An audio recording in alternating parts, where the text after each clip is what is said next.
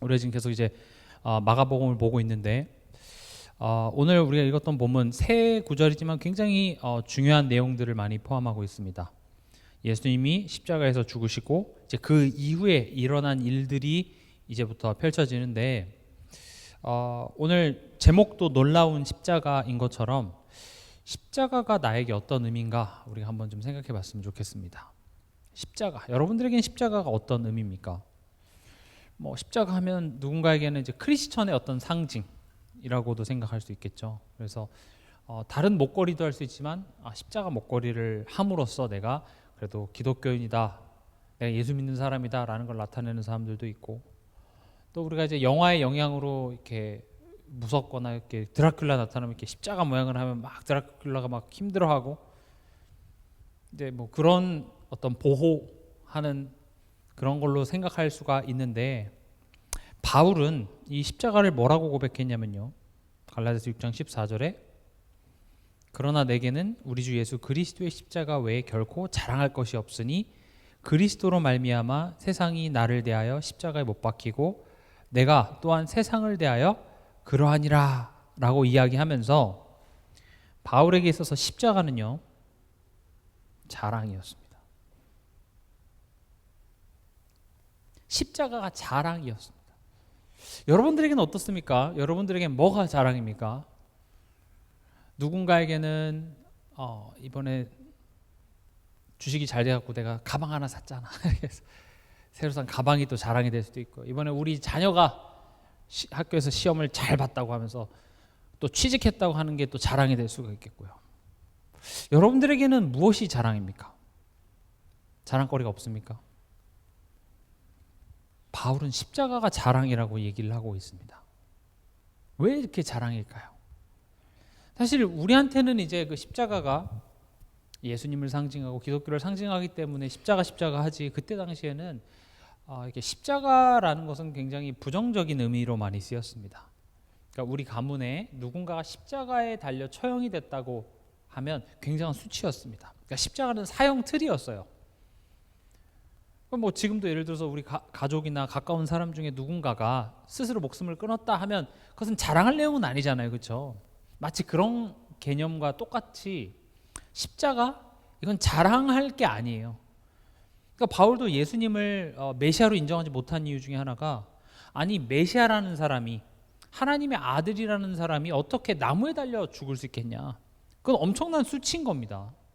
왜냐, 십자가에 달려 죽는 사람은 아주 죄인 중에서도 아주 악독한 질이 나쁜 그런 사람들만 죽는 데지, 메시아가 십자가에 못 박혀 죽었다, 이건 있을 수가 없는 일인 겁니다. 근데 지금 바울은 그 십자가 때문에 예수는 그리스도일 수 없어라고 얘기했던 그 십자가가 바울에게는 자랑이라, 이렇게 얘기하고 있습니다. 오늘 말씀을 여러분들이 들으시면서 여러분들에게도 십자가가 자랑으로 믿어지는 그런 시간 되길 바랍니다. 이 십자가의 내용을 알면 알수록 이건 자랑일 수밖에 없는 겁니다. 그리고 십자가가 전부입니다. 여러분들은 참 복된 성도라고 저는 생각합니다. 인정하십니까?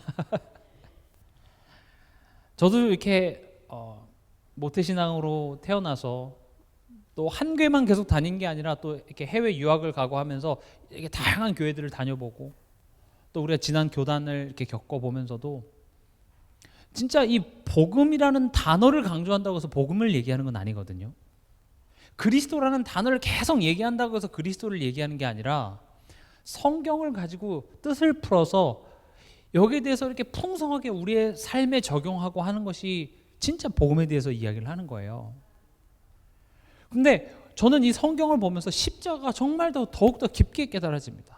아는데 오늘 우리가 지금 읽은 마가복음 15장 37절에서 39절, 이 세 구절 그냥 넘어가는 구절일 수도 있습니다. 그러나 이 세 구절 안에 지금 이 한 시간만으로도 부족한 엄청난 내용들이 너무 많더라고요. 여러분들에게도 이런 깊은 내용들이 깨달아지고, 또 이 깨달아진 내용들이 내 삶에 적용이 되고 나를 변화시키는 그런 하나님의 음성으로 들려지길 바랍니다.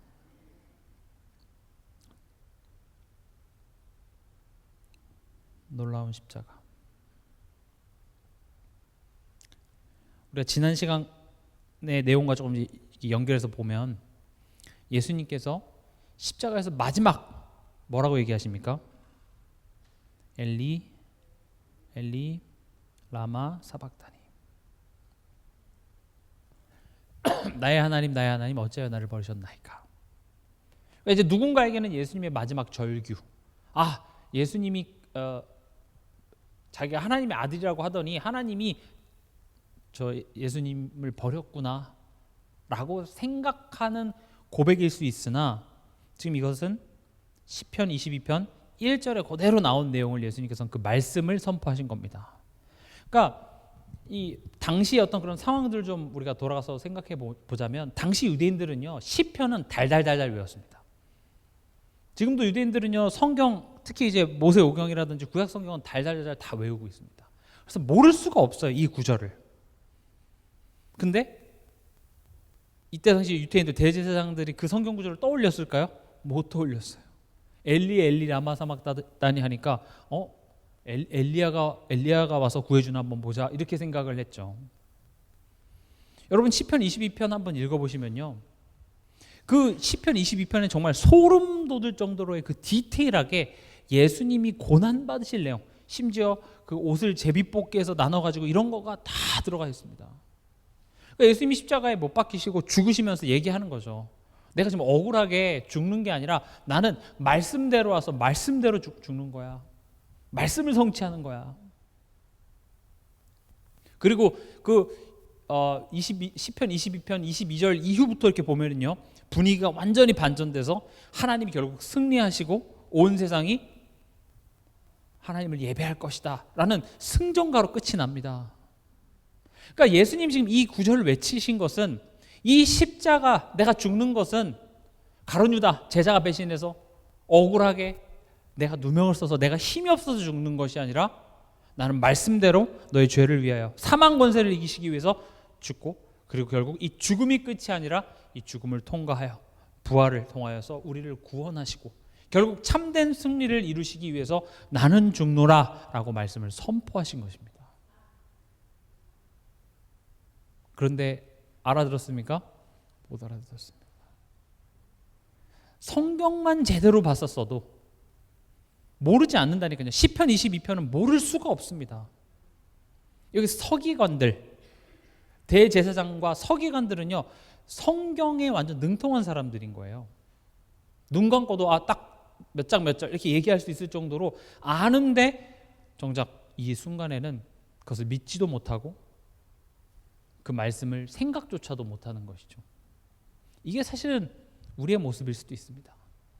신앙생활 10년, 20년, 30년 평생을 했어도 막상 내 삶 속에서 그 말씀을 떠올릴 수조차도 없고, 또 지금 이 상황이 말씀이 지금 성취되고 있는 현장이라고 내가 볼 수 있는 영안조차 우리에겐 띄어져 있지 않는 것이죠. 왜 그럽니까? 이 상황을 지금 내 수준으로 보잖아요. 내 생각, 내 소리가 너무 시끄러워서 우리는 볼 수 없는 것입니다. 그러나 예수님은 말씀을 지금 성취하고 계신다라는 거죠. 그 십자가가 놀라운 이유는 예수님은 말씀을, 그러니까 성경을, 구약 성경을 자세히 보면 다 무슨 이야기예요? 오실 그 메시아에 대한 예표와 상징으로 가득합니다. 그리고 예수님은 정말로 그것을 완벽하게 다 이루십니다. 놀랍죠? 그러니까 어떤 사람은 야, 성경이 무슨 하나님의 말씀이야, 성경에 저자가 다 있더만, 그렇죠? 그리고 저자가 한 명이 아니라 되게 많잖아요, 저자가. 근데요, 성경은 맞습니다, 저자가 있습니다. 그리고 저자가 다양하고 심지어 시대가 굉장히 다른 시대인데 그걸 싹 다 모았는데 어때요? 같은 이야기를 하고 있어요. 이 세상에 그런 책이 어디 있습니까? 지역이 다르고 시대가 다르고, 근데 그 책을 모았더니 다 똑같은 얘기를 하고 있고, 그리고 예수님 오시기 몇천 년 전에 있었던 그런 일들을 예수님께서 딱 성취하시는, 이건 하나님의 말씀일 수밖에 없는 겁니다. 과학자들이나 신학자들이 이게 짝이 맞춰져요. 구약이랑 신약이랑 이게 정확하게 예수님께서 그걸 다 완전히 성취하는, 이것은 하나님의 말씀일 수밖에 없는 겁니다. 그러니까 그런 신학자들이나 그런 연구하는 사람들은 그걸 찾고 믿지만 우리는 그걸 찾지 않아도 믿어지는 게 얼마나 축복이에요. 믿어놓고 보니까 진짜 맞구나 이렇게 되는 것이죠. 근데 이제 예수님이 그렇게 해서 어떻게 하십니까? 37절에 예수께서 큰 소리를 지르시고 숨지시니라. 그러니까 예수님이 지금 엘리 엘리 라마 사막다니 이렇게 외치시고 죽으신 것이죠. 근데요, 우리가 조금 봐야 될 부분이 37절 이후에 오는 38절을 보면 이게 좀 부자연스럽습니다. 예수께서 큰 소리를 지르고 숨지시니라. 이에 성소의 휘장이 위로부터 아래까지 찢어져 둘이 되니라가 나옵니다. 그러니까 뭐가 나와요 지금? 성소의 휘장. 그러니까 예수님이 숨지셨다. 그 다음에 성소의 휘장이 찢어졌다. 이거는요 문맥상 맞지 않습니다. 보통 우리가 그냥 맨날 당연히 읽어서 그렇지만 어떻게 그 다음에 흘러가야 돼요? 예수님이 숨지셨다. 뭐 제자들과 여인들은 절망했다. 뭐 군중들은 더 큰 소리로 예수님을 비난했다. 이렇게 돼야 되는데 갑자기 뜬금없이 뭐가 나와요? 성소의 휘장. 우리로 따지면 교회 커튼이 찢어졌다. 이게 나오는 거예요. 우리는 이게 어떤 의미인지 아니까 뭐 그렇다고 치지만 사실 지금 예수님이 십자가에서 마지막으로 엘리 엘리 라마 사막다니라고 외치고 죽으신 다음에 성소의 휘장이 나오는 건 굉장히 어색한 장면이에요. 안 맞잖아요. 앞뒤가. 그게 뭔데? 근데 이 성소의 휘장이 무엇을 상징하는지 아는 순간 우리는 소름이 돋죠. 엄청난 거구나.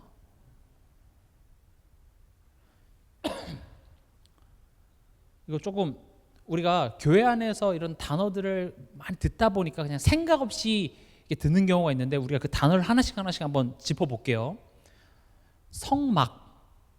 성막이 뭡니까? 거룩한 막은 그 텐트입니다. 그렇죠?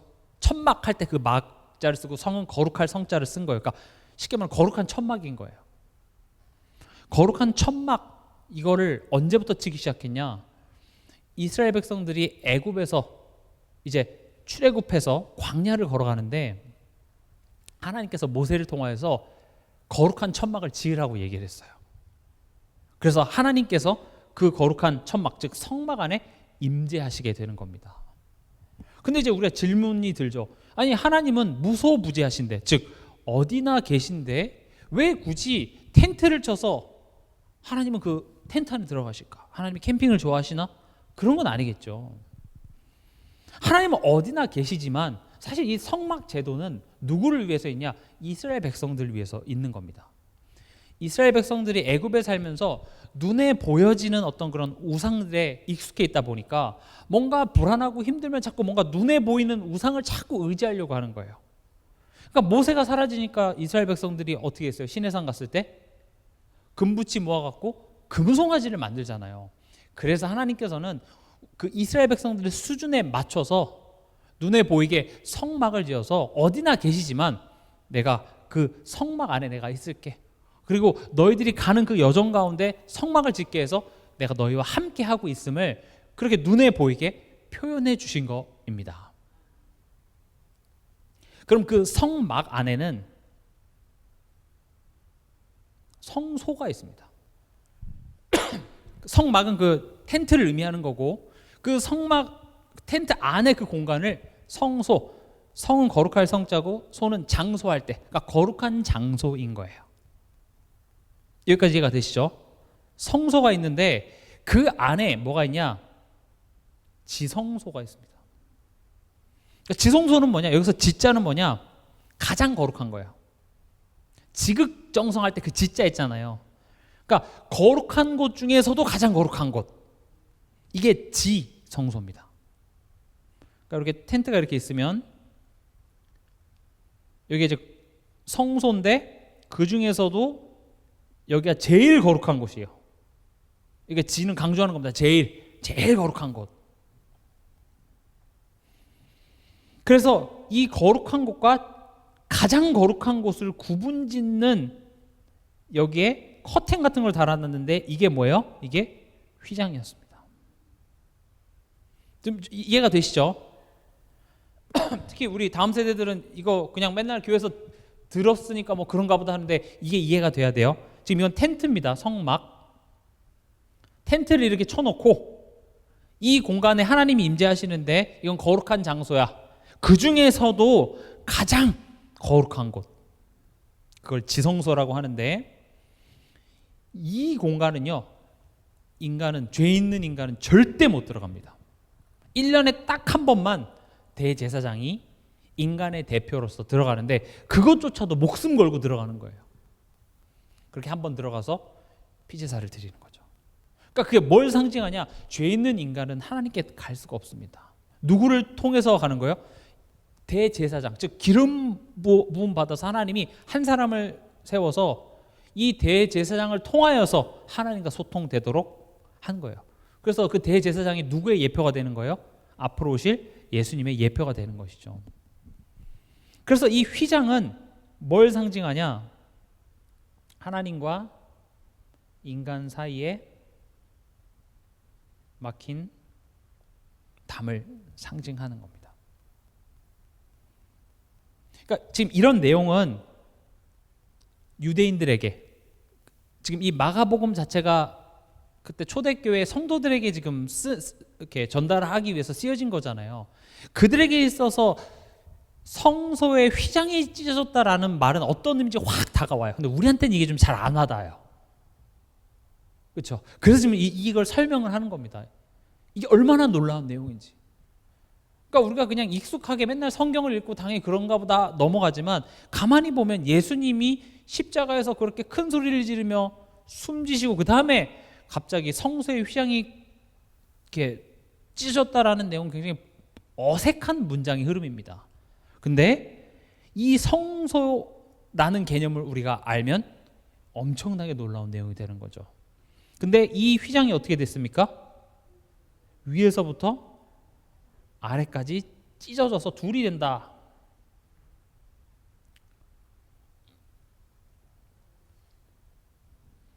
이게 어떤 의미가 있습니까?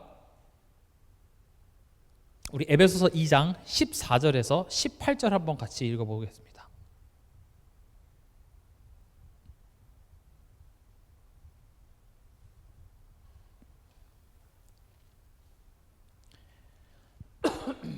에베소서 2장 14절에서 18절 같이 읽겠습니다. 그는 우리의 화평이신지라 둘로 하나를 만드사 원수된 것 곧 중간에 막힌 담을 자기 육체로 하시고 법조문으로 된 계명의 율법을 폐하셨으니 이는 둘로 자기 안에서 한 세 사람을 지어 화평하게 하시고 또 십자가로 이 둘을 한 몸으로 하나님과 화목하게 하려 하심이라. 원수된 것을 십자가로 소멸하시고 또 오셔서 먼 데 있는 너희에게 평안을 전하시고 가까운 데 있는 자들에게 평안을 전하셨으니 이는 그로 말미암아 우리들이 한 성령 안에서 아버지께 나아감을 얻게 하려 하심이라. 지금 이 구절을 우리가 14절부터 한번 볼게요. 14절을 보니까 중간에 막힌 담을 허셨다. 15절에 16절에 하나님과 화목하게 하셨다. 17절에 평안을 전하신다. 18절에 아버지께 나아감을 얻게 하려 하심이라. 이렇게 되어 있죠. 그러니까 이 의미를 알면 예수님이 죽으셨다 다음에 왜 성서의 휘장이 위에서부터 아래로 찢어졌다는 그 내용이 나오는 것은 굉장히 의미가 있는 내용인 것이죠. 찢어진 휘장, 그것도 위에서부터 아래로 찢었다는 것은 누군가 가서 찢은 것이 아니라 하나님께서 그 막힌 담을 허무셨다라는 의미로서 우리가 받아들일 수 있는 것입니다. 그러니까 지금 보세요. 이게 그래 예수님이 우리 죄를 위해서 뭐 십자가에서 죽으셨다 이건 알겠는데 왜요? 왜 죽으셔야만 했죠? 우리는 이론적으로는 알고 있습니다. 뭐 우리가 죄인이고 뭐 하나님 떠났고 아는데 우리는 내가 죄인이라는 사실을 잘 모릅니다. 또 우리가 죄인 이렇게 했을 때 어떻게 받아들이냐면 이렇게 뭐 도둑질을 했다든지 거짓말을 했다든지 뭐 이렇게 윤리 도덕적으로 또는 사법적으로 나쁜 짓을 한 그 죄만 떠오르죠. 근데 성경이 말하는 죄는 마치 부모와 아이가 분리되어 있는 것처럼 우리가 하나님으로부터 떨어진 상태를 죄라고 이야기를 합니다. 근데 나는 죄는 잘 모르겠고 그럴 수 있습니다. 근데 아이가 부모와 떨어지면 내가 부모랑 떨어져서라는 사실은 몰라도 그 아이는 불안하게 되어져 있고, 부모를 떠난 까닭에 배가 고프면 아무거나 내 입에 집어넣게 돼 있고, 또 이런 사람 저런 사람이 말하는 것을 분별 없이 다 따라가게 돼 있고, 그것이 결코 부모님을 대신할 수 없게 되는 겁니다. 그것이 마치 우리의 인생과도 같습니다. 왜 내 인생은 이럴까? 누구는 어렸을 때부터 부모 탓을 하기도 하고, 내가 과거에 했던 그 선택을 후회하기도 하고, 원래 삶은 다 그런 거 아니야? 다 그렇게 사니까. 그러나 성경은 다르게 이야기하고 있습니다. 원래 우리의 삶은 힘들어야 된다가 아니라 원래 우리의 삶은 행복하도록 창조된 겁니다. 증거가 뭔지 아십니까? 여러분 병원에 가잖아요. 의사들이 항상 하는 말이 있습니다. 스트레스 받지 마세요. 우린 그런 얘기 들으면 화가 나요. 차라리 약을 주세요. 스트레스 받지 말라고요? 그런 게 어디 있어요? 그럼 의사 양반 당신이 버는 그 월급의 한 30% 다 떼주든가. 그럼 나 스트레스 안 받을 것 같은데. 근데요, 과학적으로도 우리 인간이 스트레스를 안 받잖아요. 그러니까 인간은 행복하고 즐거울 때 몸도 회복되고 무조건 좋아요. 그래서 우리가 막 뭐 명상도 하고 여행도 가고 뭐 자주 웃읍시다 막 이렇게 하는 것 자체가 우리의 몸은 행복하고 즐거울 때 다 회복되게 돼 있어요. 그러니까 우리의 몸의 그 디자인된 그 원리가 행복해야 돼, 즐거워야 되는데 문제는 뭐예요? 우리 현실은 행복하지가 않은 거예요. 그런 아이러니가 어디 있겠습니까? 행복하도록 내 몸은 그렇게 반응하는데 행복할 수 없는 삶에 사니까. 그 비밀을 지금 성경이 이야기하고 있는 겁니다. 우린 그걸 뭐라고 믿습니까? 하나님을 떠나서 그렇다 이렇게 믿는 겁니다. 아무리 현실 탓하고 과거의 그 기억, 과거의 그 선택 잘못한 거 아무리 탓해봤자, 그리고 그것을 내가 만회해봤자 내 삶의 행복이라는 건 없습니다. 하나님의 행복입니다. 하나님을 만나야 합니다. 근데 내가 하나님을 떠났다는 사실조차도 모르고 알아도 내가 스스로 갈 수 없습니다. 마치 지금 하나님과 우리 사이에 막힌 담이 있는 것처럼. 그래서 예수님이 죽으심으로 하나님과 우리 사이에 막힌 담을 허무셨다라는 것이죠. 그래서 지금 오늘 우리가 읽었던 본문에 37절을 보면 예수께서 큰 소리를 지르시고 숨지시니라 다음에 뭐가 나오는 거예요? 이에 성소 휘장이 위로부터 아래까지 찢어져 둘이 되니라. 대제사장이 정결하게 1년에 한번 목숨 걸고 하나님께 조심히 들어가야 되는 그런 곳에서 우리 이제 담대히 하나님 앞에 나갈 수 있는 거죠. 그러니까 내가 오늘도 하나님 아버지라고 기도할 수 있는 것, 이건 예수님이 나를 대신해서 죽으셨기 때문에 가능한 특권입니다. 기도하십시오. 목사님이 막 목이 터져라 기도하세요 기도해서 되는 게 아니라, 기도하면 뭐 좋은 일 생기고 기도하면 복 받아서가 아니라 애초에 우리가 하나님과 소통할 수 있고 하나님께 기도하고 하나님이 내 기도를 듣는 그 관계 회복 자체는 예수님의 이 십자가의 공로 때문이라는 것입니다. 근데요, 오늘 이 사실도 놀랍지만 더 놀라운 내용이 있습니다. 그게 39절입니다. 39절 한번 같이 읽어보겠습니다. 예수를 향하여 섰던 백부장이 그렇게 숨지심을 보고 이르되 이 사람은 진실로 하나님의 아들이었도다 하더라. 누가 나옵니까? 좀 보세요. 예수님이 죽으셨습니다. 그 다음에 예상하지도 못했던 교회 커튼 이야기가 나오고, 그 다음에 누가 나와요? 백부장, 로마 백부장입니다. 로마 백부장은 어떤 사람이에요? 예수님 못 박은 사람이에요. 지금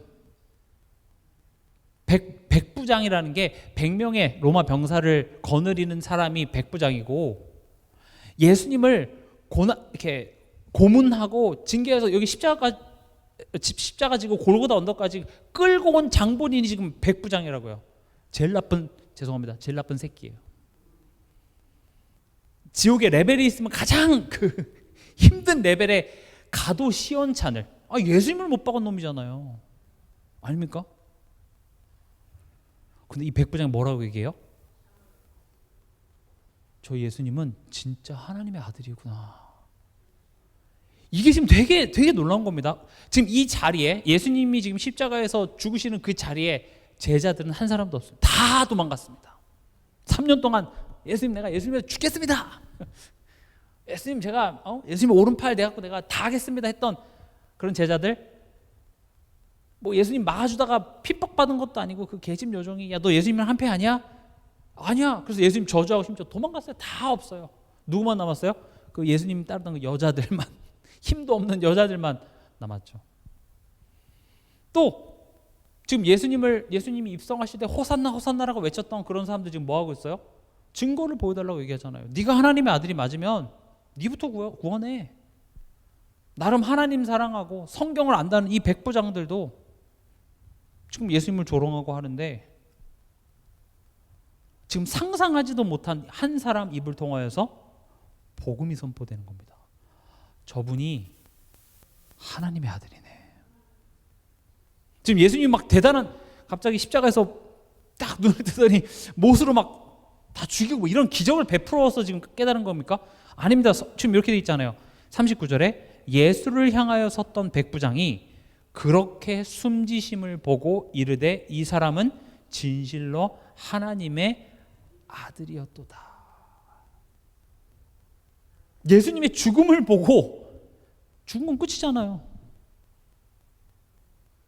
그렇죠? 어떤 눈에 보이는 증거와 어떤 대단한 역사와 기적을 보고 이야 예수님 맞네, 하나님 아들이네가 아니라 죽으심을 보고 가장 믿을 거라고 예상하지도 않았던 예수님 못 박았던 백부장이 믿게 됩니다.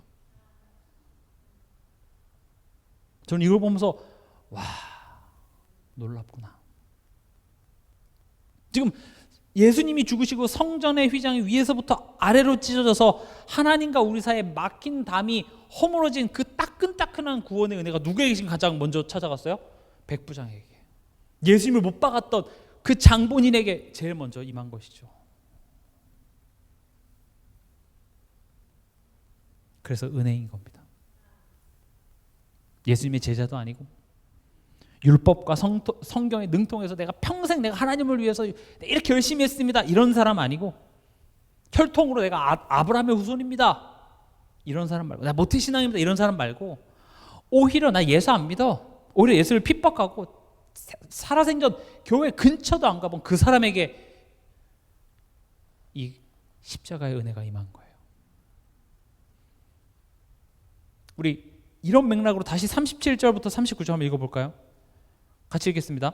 예수께서 큰 소리를 지르시고 숨지시니라. 이에 성소휘장이 위로부터 아래까지 찢어져 둘이 되니라. 예수를 향하여 섰던 백부장이 그렇게 숨지심을 보고 이르되 이 사람은 진실로 하나님의 아들이었도다 하더라.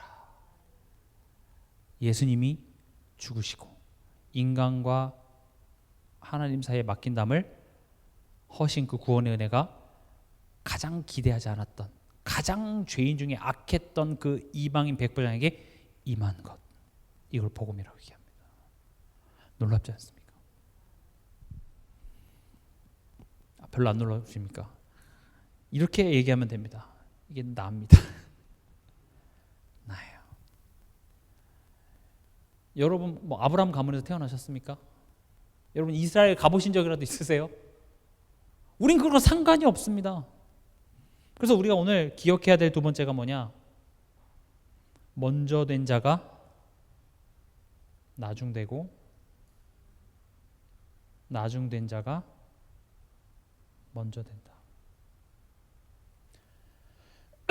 이것 속에서 뭘 얘기하냐? 하나님의 나라는 실력으로 들어가는 것이 아니라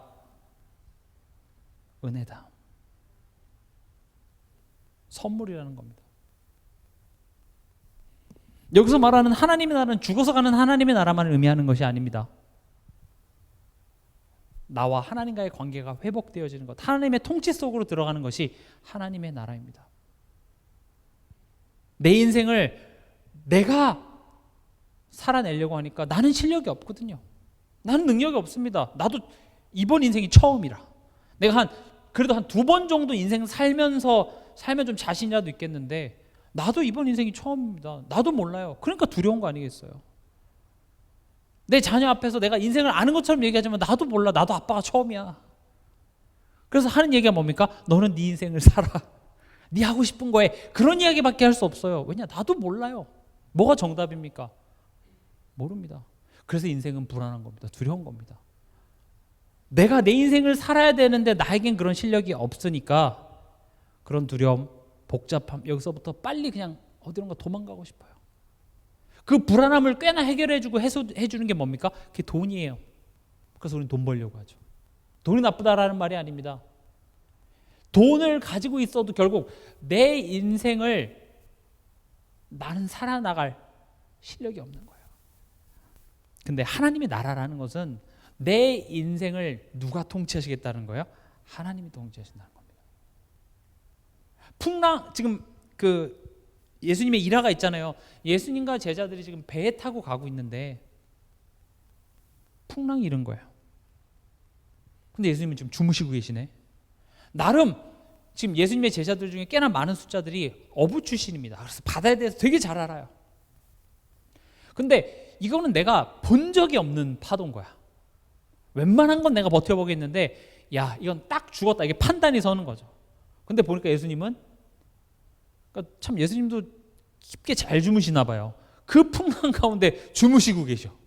그게 답답한 거예요. 예수님 뭐 하십니까? 죽게 생겼는데 지금 코를 골았는지 모르겠습니다만 주무시고 계시니까. 그러니까 예수님이 일어나셔서 믿음이 없으면 꾸짖으시고 파도야 잠잠하라 하니까 파도가 잠잠해진 이야기. 그러니까 예수님이 이만큼 뭐 능력을 베푸셨다 이게 포인트가 아니라 지금 이 배에 예수님이 탄 이상 이 배는요 도널드 트럼프가 미국 항공모함을 다 가져와서 미사일 때려박아도 절대 침몰되지 않는 가장 안전한 배가 되는 거예요. 왜요? 예수님이 타고 계시는데 그 배의 주인이 예수님이라는 사실을 알면 세상 편하면 되는 거예요. 근데 그 순간 예수님보다 뭐가 더 커 보여요? 저 뒤에 바다가. 그리고 예수님은 졸지도 않고 주무시지도 않으십니다. 조는 것처럼 보이지만 예수님은 다 알고 계십니다. 근데 내 생각엔 지금 예수님이 아무것도 안 하시는 것 같은 거예요. 내 인생에 왜 하나님 좀 힘 좀 써주시죠. 이렇게 힘든데. 우리 가정에 이렇게 문제가 있는데 내가 그렇게 기도도 열심히 하고 하는데 하나님 왜 이렇게 안 바꿔줍니까? 우리는 그런 불평할 수 있습니다. 근데 사실은 그거는 내가 기도를 열심히 했냐 안 했냐의 문제가 아니라 사실은 지금 이 배에 내 인생이라는 배에 내가 실력도 없는데 능력도 없는데 주인 노릇하려고 하니까 두려운 거예요. 그래서 내가 너의 인생 통치하고 내가 너의 인생 이끈다. 이걸 보고 하나님 나라에 들어간다 이렇게 얘기합니다. 예수천 땅 불신지옥 예수 믿으면 죽어서 천국 갑니다. 그거는 일부분이고요. 진짜는 뭡니까? 이 땅에 내가 살아가면서 불안하고 염려하고 불확실성으로 가득한 이 인생 가운데 하나님께서 주인이 되어주시고 하나님 빛이 되어주시겠대요. 그럼 하나님의 나라는 죽어서만 가는 것이 아니라 지금 이 시간 예수님이 내게 찾아오셔서 하나님 만나는 길이 되셨구나. 이 사실을 믿을 때 내 안에 하나님의 나라가 임하는 겁니다. 그 하나님의 나라는 내가 교회를 열심히 다니고 성경을 열심히 읽어서 실력을 갖춰서 되는 것이 아니라는 것을 지금 강조하는 겁니다. 지금 백부장이 율법을 알았을까요? 뭐 성전 근처라도 갔을까요? 로마 사람이잖아요. 로마 백부장이기 때문에 유대인들이 믿는 종교 그래 믿어. 그래 너네 종교 활동해. 우리는 로마 황제가 최고야.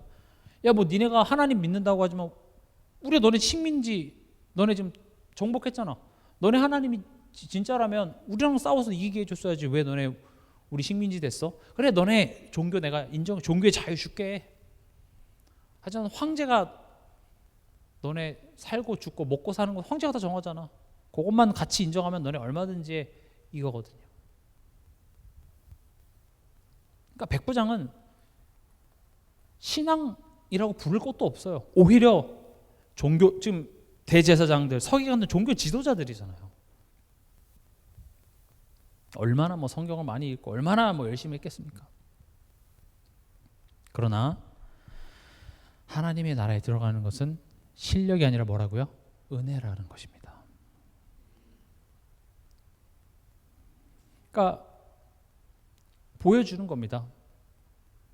하나님보다 내가 하나님 앞에 얼마나 열심을 했는지 그 의를 더 붙잡고 있었기 때문에 이 구원의 은혜가 임하지 못했던 것이죠.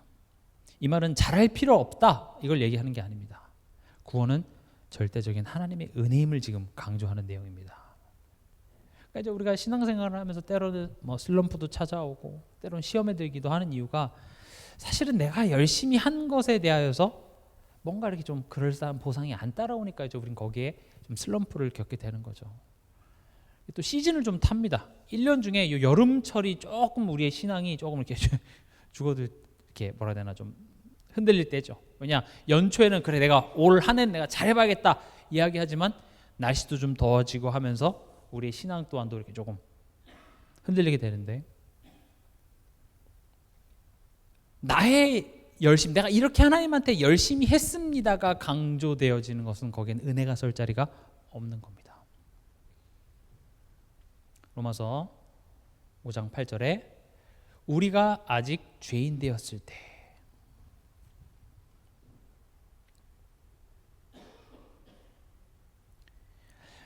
내가 하나님을 믿고 내가 하나님한테 잘하면은 하나님이 내게 복을 주신다는 게 아니라 내가 하나님도 몰랐을 때 하나님이 나를 먼저 사랑했다 이렇게 얘기합니다.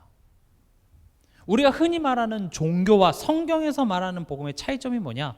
모든 종교는 다 똑같습니다. 어떤 점에서 똑같냐? 내가 내 삶을 살아가기 위해서 신을 감동시키기 위해서 뭔가를 하는 겁니다. 뭐 기도도 하고 뭐 교회도 열심히 나가고 뭐 헌금도 좀 드리고 그렇게 해서 신을 감동시켜서 신으로 하여금 내 삶에 복 주십사 하는 게 종교지만 지금 성경은 뭐라고 이야기하냐? 네가 나한테 잘하기 전에 내가 너를 먼저 사랑했다고 이야기를 합니다. 너가 죄인 됐을 때 너가 나를 믿었기 때문에 보상을 주는 게 아니라 내가 너를 사랑했기 때문에 그 결과로 너가 믿어지는 거야 라고 얘기해요. 그래서 제가 예수님 안 믿는 사람한테 예수 믿으세요 믿으세요 그렇게 강조한다고 해서 믿어지는 게 아닙니다. 믿는 것은요 내 의지로 되는 게 아니라 믿어지는 겁니다. 예전에 뭐 90년도 이럴 때는 그런 전도가 있었습니다. 이렇게 지나가는 사람들에게 라이터 불을 훅 갖다 대서 뜨거워 하면 지옥이 이렇게 뜨겁습니다. 예수 안 믿으면 이렇게 뜨거운 지옥에 갑니다. 그렇게 협박을 해도요 안 믿어지는 건 안 믿어지는 거예요. 그렇잖아요. 너 믿어야 돼 아무리 얘기해도 내가 안 믿어지는 거 나도 믿고 싶어요. 근데 안 믿어지는 걸 어떡하겠어요. 근데 믿음이라는 것은요 하나님의 선물이라는 겁니다. 내가 죄인 됐을 때 하나님이 나를 먼저 사랑했다. 그러니까 제가 아까 이 백부장의 나라고 얘기했잖아요. 지금 한국인인 나에게도 이 은혜가 임한 거예요. 우린 지금 예전에는 이 유럽이 세계 중심이었습니다. 특히 영국이나 요 나라가. 그래서 이 유럽을 기준으로 근동 지방이 있고 중동이 있고 부천 중동 말고요. 그 다음에 극동 이렇게 있죠. 그러니까 동은 이스트 동쪽을 이야기하는 거고 근동은 이제 가까운. 우리가 지금 뭐 이란, 뭐 이라크 여기는 중동, 미들 이스트라고 합니다. 중간. 그리고 우리는 far east, 되게 먼 유럽으로부터 가장 먼 나라가 먼 동쪽이 어디예요? 그게 한국입니다. 그래서 한국을 극동 이렇게 얘기를 하고요. 이란, 뭐 사우디아라비아 여기가 유럽으로부터 중간 정도 되는 위치이기 때문에 중동. 그리고 뭐 이스라엘이라든지 뭐 그리스도 이쪽을 근동이라고 이야기하는데 사실 우리는 가장 서양인들에게 있어서 우리는 far east 아주 먼 신화와 같은 그런 지역에 사는 우리에게 이 복음이 전달된 거예요. 예루살렘 가본 적 있으세요? 없잖아요. 지구본을 돌려서 예루살렘 어디에 하면 찾으실 수 있겠어요? 우리 잘 몰라요. 뭐 미국은 찾겠죠. 아프리카 대륙은 찾겠지만 이스라엘이 어디요? 몰라요. 최근에 이제 그 미국이랑 이란이랑 이렇게 전쟁하면서 우리가 호르무즈 그 해역이 여기 있구나. 그걸 이제 알지. 전에는 우리 신경도 안 썼잖아요, 그렇죠? 그냥 독도나 우리 땅이지 뭐 거기는 내가 잘 뭐 모르는 거고. 그러니까 지금 오늘 이 백부장이 구원을 받았다는 이 놀라운 내용은 사실 우리에게도 동일하게 임한 은혜라는 것입니다. 지금 먼저 된 자가 나중되고, 즉 예수님 따라다니고 제자였던 사람들은 이 자리에 없고 그 구원을 누가 먼저 받게 되는 거예요? 오히려 가장 구원과 상관없어 보이는 그 백부장이 받게 되는 이제 그런 장면을 보면 우리 마음속에 이제 이런 마음이 듭니다. 그러면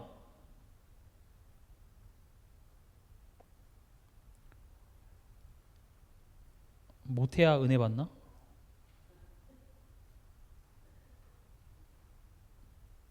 그렇잖아요. 지금 예수님을 위해서 평생 헌신하고, 제자들은 어땠어요? 예수님을 위해서 모든 걸 다 버리고 예수님 따라갔는데, 그런 제자들과 유태인들은 지금 낙동강 오리알이 되고, 방금 전까지 예수님 고문하고 예수님 십자가에 못 박은 그 로마 군인은 지금 한 번 고백으로 구원을 받는다? 이런 불공평이 어디 있겠습니까? 그럼 만약 이런 식으로 돌아간다면 굳이 내가 지금 이 자리에 올 필요 있겠습니까? 적당히 내가 살고 싶은 만큼 살다가 내가 곧 죽겠다 싶을 때 내가 그때 예수님 믿어서 천국 가면 되지 않겠습니까? 어떠십니까? 그렇잖아요. 못할 때 얻는 게 은혜라면서요. 그럼 저는 은혜를 받고 싶습니다. 하나님부터 제가 멀리 한번 떨어져 살다가 은혜를 경험하고 싶습니다 하고 멀리 떨어져야 되냐, 이거라는 것이죠. 이거를 잘 설명하는 게 누가복음 15장 11절 32절의 탕자 비유입니다.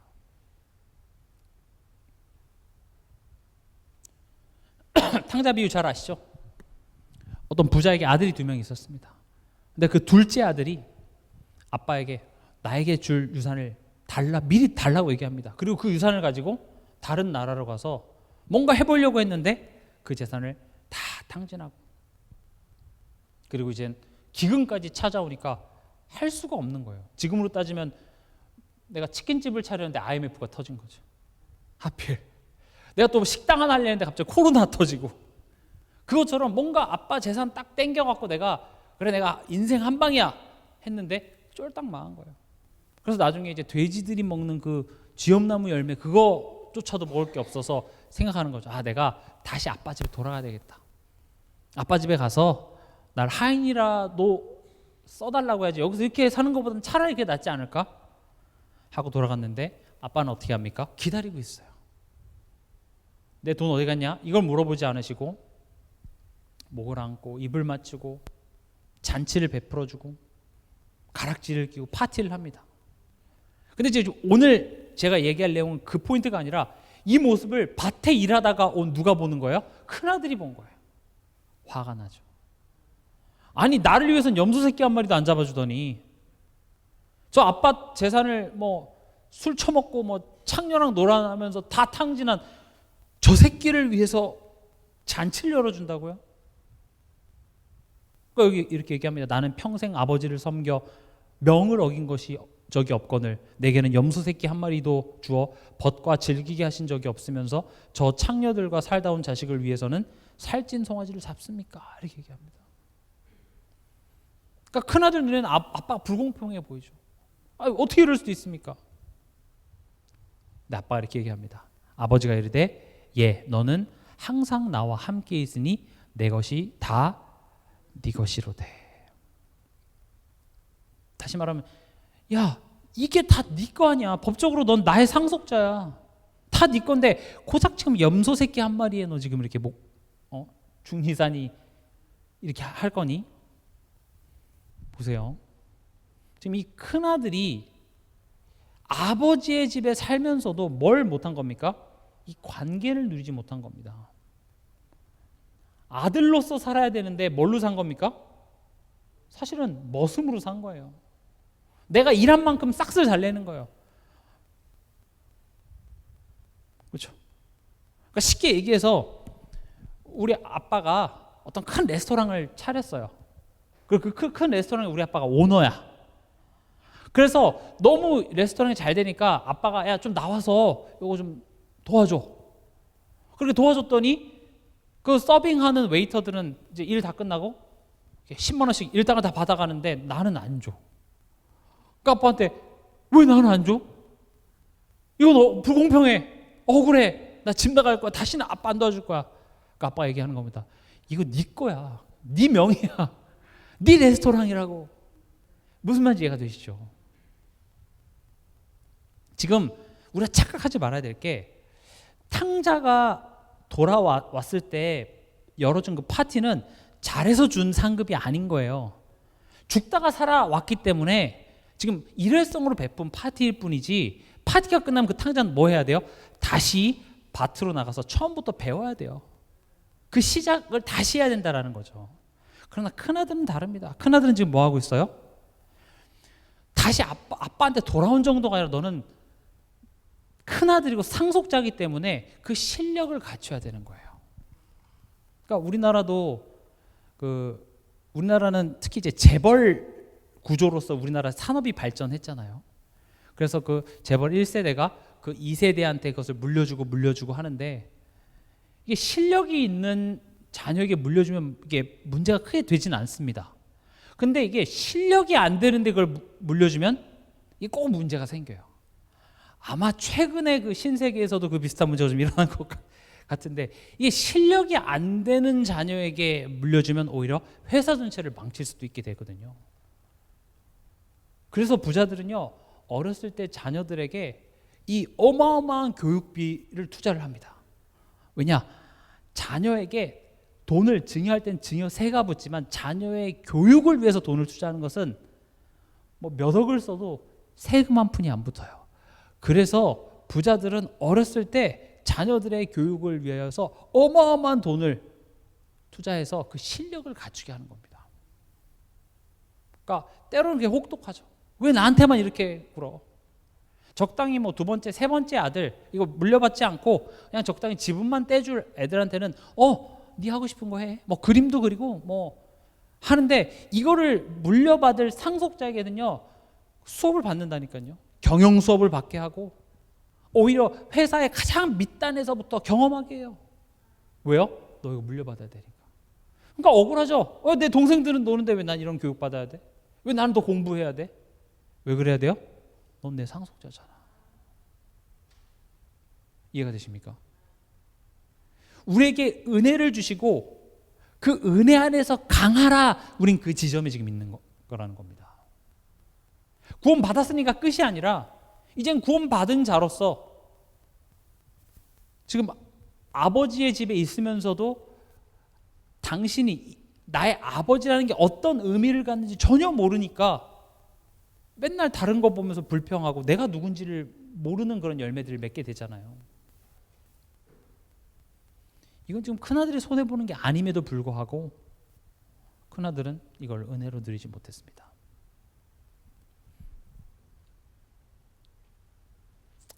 이 지점이 예수 그리스도가 내 인생의 참 주인이심을 인정하는 수업이 되는 겁니다. 십자가는 예수님이 내 인생의 구원자 되심을 이야기를 합니다. 내가 훌륭해서가 아니라 그가 나를 사랑해서 내게 베푸신 그 구원의 은혜, 그리고 그 구원의 은혜를 받은 자는 이제는 그분과 함께 관계하며 그분이 내 인생의 참 주인이시고 그리고 그분의 상속자로서, 즉 하나님이 원하는 한 사람이 되도록 나를 세우시고 인도해 가고 계시는구나. 그럼 참 주인이십니다라고 말해서 되는 것이 아니라 내 삶, 내 가정, 만남, 내 업, 이 모든 것들이 하나님이 내게 허락하신 것이라는 걸 인정하는 겁니다. 그래서 예수 믿는 것은 결국 어디까지 발전이 돼야 되냐? 내가 삶을 대하는 태도로까지 발전돼야 되는 겁니다. 난 예수 믿었지롱, 난 이제 어떻게 살아도 죽으면 지옥 안 가고 천국 가지롱, 이게 아니라 하나님께서 예수 믿고 천국이 아니라 이 땅에 살게 하신 이유는 지금 이 현실을 통하여서 내게 메시지를 주시고 나를 세우시고 나를 단련하시기 위해서 허락하셨다면 나는 그 하루를 어떻게 살아야 되겠습니까? 그 하루를 난 어떤 마음가짐으로 해야 되겠습니까? 그래서 저는요, 우리 교회 열매가 어떻게 났으면 좋겠냐? 남자들은 좋은 아빠가 되셨으면 좋겠습니다. 엄마들은 좋은 엄마가 되셨으면 좋겠습니다. 자녀들은 학교에서 전교 1등 못해도 괜찮습니다. 성실한 학생이 되길 바랍니다. 성실하게 해서 뭐 돈 많이 벌어 성공하자 이게 아니라, 이번 주 1배배 때 제가 이 부분에 대해서 좀 돌아오는 1배배 때 얘기하려고 하는데, 사람에게 하듯 하지 말고 하나님이 내게 허락하셨기 때문에 하나님께 하듯, 죽게 하듯 하라가 이 맥락인 겁니다. 우리가 예수님을 잘 믿는다고 했을 때 교회 와서 고함 지르고 뭐 열심히 내는 것만이 예수님을 잘 믿는 게 아니라, 예수 믿는 것은 반드시 우리의 삶으로까지 연결이 되어져야 되고, 그렇잖아요. 우리의 삶과 전혀 상관없이 그냥 교회에서만 하고 집에 가서 나쁜 엄마가 되고 집에 가서 나쁜 아빠가 되는 거, 그거 절대 예수 잘 믿는 거 아닙니다. 직장에서도 성실한 사람이 되시기 바랍니다. 사람들을 기쁘게 해주고 사람들의 눈속임 하려고 하지 말고, 하나님이 내게 맡기셨음을 정말로 믿고 하나님 앞에 서시기 바랍니다. 그러니까 저는 이런 신앙이 회복되기를 원하는 거예요. 실제로 마틴 루터가 종교개혁을 일으키고 이런 믿음을 가진 사람들이 이제 종교 핍박을 받으니까 유럽 전역으로 다 흩어진 거예요. 그러니까 그때 당시는 뭐 식약처가 있었겠습니까? 뭐가 있었겠습니까? 그러니까 그때 사람들은 밀가루도 많이 엮고 하니까 빵 같은 거 만들 때도 대충 흙도 섞고 다른 거 섞고 그렇게 빵을 만들었는데, 진짜 복음 가진 위그노드라고 하거든요. 그런 사람들은요, 정말로 사람의 눈속임 하지 않고 정말 하나님께 빵을 대접하듯이 빵을 만든 거예요. 그런 사람들이 시계를 만들고, 그런 사람들이 차를 만들고, 그런 사람들이 핍박을 받아서 유럽 전역으로 흩어졌는데, 우리가 좋아하는 명품의 그 뿌리를 올라가면 다 그런 사람들이 창업주예요. 이해가십니까? 하나님 복 주세요 해서 복을 주는 게 아니라, 오늘 하루, 하나님이 허락하신 하루, 나의 가정, 만남, 내 자녀, 남편, 아내, 이거 하나님이 내게 허락하셨기 때문에 자잘못을 따지지 말고, 나는 아내로서, 아빠로서, 엄마로서 하나님께 하듯 하라는 거죠. 때론 내 마음대로 잘 안 됩니다. 때론 화가 나기도 하고 이렇게 억울하기도 하고, 그게 우리가 싸워야 될 영적 싸움이고, 그렇게 할 때 하나님께서는 성경에 약속하고 있습니다. 골로새서 3장에 보면 사람이 상을 주는 게 아니라 하나님께서 기업에 상을 주신다고 합니다. 여러분, 상식적으로 그렇게 살아가는 사람을 보면서 불신자들이, 야, 난 네가 믿는 하나님 믿기 싫다, 이렇게 되겠습니까? 야, 뭔가 다르다가 나옵니다. 전 그걸 전도라고 얘기합니다. 저 사람 교회 데리고 오려고 성실하게 살라는 말이 아니라, 세상이 할 수 없는 다른 것을 우리는 하자는 거예요. 세상은 뭡니까? 내가 저 사람 죽이고 내가 저 사람 밟고 올라가지 않으면 안 되기 때문에 서로 계속 등쳐먹고, 네가 벌 돈 내가 속여서 벌어야 내가 살아가는, 그게 세상인데, 왜냐? 그렇게 하지 않으면 내 미래는 불확실하니까 어떻게든지 간에 돈 벌어야 되잖아요. 그러니까 최근에 그 뭐 BTS가 부산에 오니까 막 그 숙박업소나 이런 데서 돈을 막 엄청나게 받았다고 해요. 또 외국인들이 그 뭐 서울에 무슨 유명한 시장들 있잖아요. 그런 데 가서 이렇게 사 먹으면 외국인들한테는 막 비싸게 팔고. 그러니까 그게 얼마나 바보 같은 선택입니까? 그 앞에 얼마 좀 더 벌어보겠다고 외국인들 속이면 결국 외국인들 입소문, 야 거기는 이상한 데다 안 가버리면 결국 그 시장 자체가 망하니까 얼마나 근시안적이에요. 근데 그들은 그럴 수밖에 없는 겁니다. 왜요? 물 들어왔을 때 너 줘야지. 언제 또 이런 기회가 오겠어? 그게 세상이에요. 내 미래에 대해서 확신할 수 없기 때문에 지금 기회 왔을 때 내가 하나라도 더 버는 게 세상이지만, 앞서 설명드렸던 것처럼 우리의 인생의 주인은 누구십니까? 하나님이십니다. 하나님이 내 삶을 인도하시고 하나님이 축복 주시는 겁니다.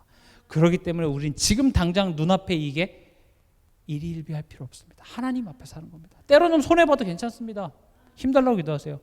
조금 내가 손해볼지라도 나는 사람 눈속이는 것이 아니라 내가 하나님 앞에 하는 거예요. 저는 예수를 잘 믿는 것이, 그런 삶의 태도까지 이어지는 것이 진짜로 성령의 열매를 맺는 신앙이라고 생각합니다. 차라리 그냥 그런 거 없이 이렇게 교회에서 외치십시오, 이렇게 고함 지르고 교회에서만 이렇게 다른 것으로 때우는 것은 차라리 쉽다니까요. 말이 자꾸 길어지니까 말씀 맺겠습니다. 요한복음 15장 16절 같이 한번 읽어보고 마무리하도록 하겠습니다. 요한복음 15장 16절 같이 읽겠습니다. 너희가 나를 택한 것이 아니요 내가 너희를 택하여 세웠나니 이는 너희로 가서 열매를 맺게 하고 또 너희 열매가 항상 있게 하여 내 이름으로 아버지께 무엇을 구하든지 다 받게 하려 함이라. 아멘. 오늘 말씀을 이 한 구절로 요약할 수 있습니다. 오늘 밤 여러분들이 놀라운 이 십자가의 이 말씀이 깨달아져서 열매를 맺고 그 열매가 항상 있게 하여 우리의 삶을 통하여서 하나님이 드러나고 하나님의 이 선한 영향이 세상이 줄 수 없는 그 평안함이 나를 통하여 모든 사람들에게 전달되어지는 그런 삶 사시길 주님의 이름으로 축원합니다.